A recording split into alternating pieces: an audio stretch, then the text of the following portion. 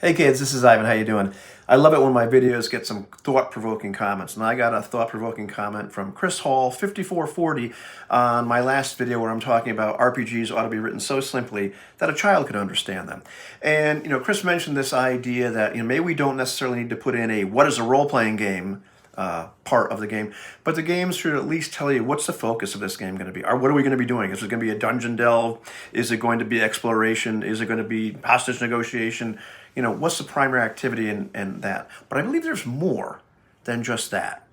I believe that, in addition to maybe not what is a role-playing game section, but what is this role-playing game? What are you supposed to be doing here?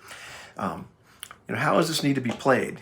Chris gave the example, the great example of the Grindhouse edition of Lamentations of the Flame Princess, where Raji has this GM's guide, which specifically tells you how to run that game and how the play in that game should be. Really, really cool. Not just that, though. To me, a big part of it, and a big part where games can be opaque and fall short, is things like the system as a whole. What are the mechanics? How do they work? When are you supposed to roll these dice? And sometimes there's games where the rules are scattered everywhere in the book, and it's really difficult to find stuff. Or maybe you just can't find out what the hell spell focus is. I made a video some time ago about reading 5th edition Dungeons and Dragons to teach or play with kids at the library, and sometimes you can't find stuff in those books, but I'll get back to that maybe. But it's not just the mechanics. It's then what are the procedures? When do you roll these dice? Who rolls them? When do you not roll the dice? Who makes the decisions for what? Who has the responsibility to make decisions for what? Is it turn-based? Are we all supposed to be shouting at once? And it's not that any of these methods are better than the other. That's not the point. It's, are they explained? Will the book let you know? I remember having a discussion with friends when we were going to play Circle of Hands. Will the book let you know, is it okay for the players to insert certain truths, or is it not okay? Are you going to let, put that out in black and white? Because we were making assumptions on both sides. And I think to a certain extent, because it just wasn't written out in black and white. You can't necessarily cover everything.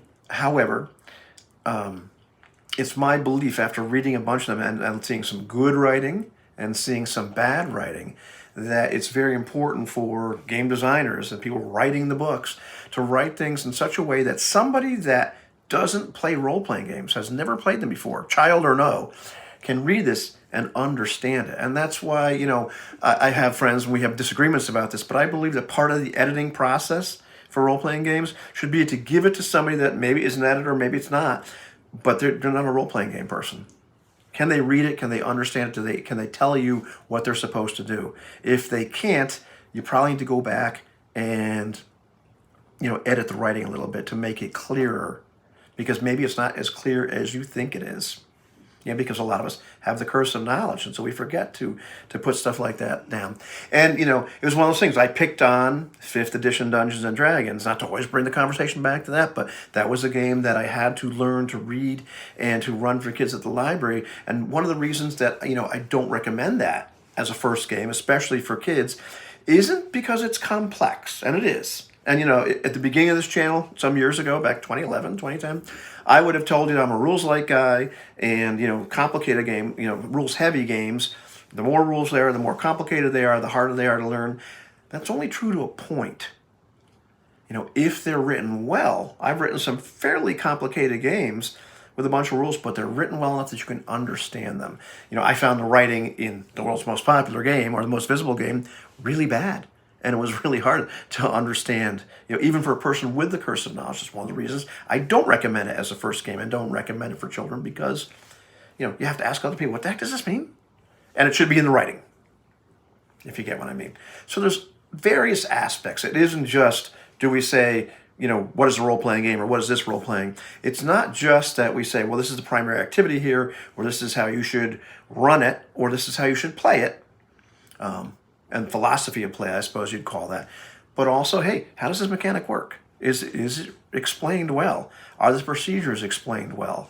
Are there spots where, there's some writing about it, but you're still scratching your head?